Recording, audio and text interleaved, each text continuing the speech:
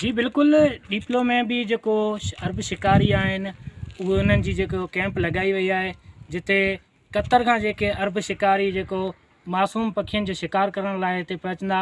हिन वक़्तु असां सां मौजूदु आहिनि जमीयत उलमा इस्लाम जो तालका डिप्लो जो सदर मौलवी अब्बास कलर ऐं शहरी इताद जो अॻवान इमरान बागी। उन्हनि सां ॻाल्हि ॿोल कंदासीं त उन्हनि जो इन हवाले सां छा चवणु आहे।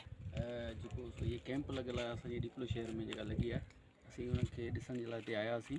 ऐं हिन वक़्तु जेको इशू जेको थियो आहे नाज़िम जोखियो वारो, हिनखे ग़लति सम्झूं था। हीअ जेका कैंप आहे हितां खई वञे ऐं जेको सो ईअं न थिए वरी, न त नाज़िम जोखिया वांगुरु असांजो किथे डिप्ले जेको माण्हू जेको सो हे जेके सिंध जा जेके भोतार आहिनि, सरदार आहिनि, मारा छॾीनि, इहे त मन पैसनि ख़ातिर पंहिंजूं इज़तूं, पंहिंजा ज़मीर सभु कुझु विकण जे लाइ तयारु आहिनि। जेको मसइलो ताज़ो हली रहियो नाज़िम जोखिया वारो, उनखां बाद जे अंदरि सीनियर सहाफ़ियुनि जेके कुझु ज़ाहिर ॻाल्हियूं कयूं आहिनि, उन्हनि जे अंदरि ज़ाहिर थियो आहे त सिर्फ़ु इहे मासूम पखियुनि जे शिकार लाइ न ईंदा आहिनि, बल्कि कई इज़तनि जो हिते शिकार बि थींदो आहे।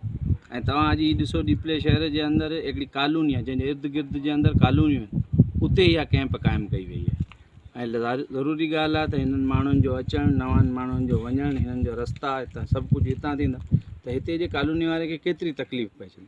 हिननि जे करे हुकूमत वक़्त खां असांजो मुतालबो इहो आहे त फ़ौरन जेको आहे से हिननि जे मथां पाबंदी लॻाए हितां खां कैंप खणाई वञे।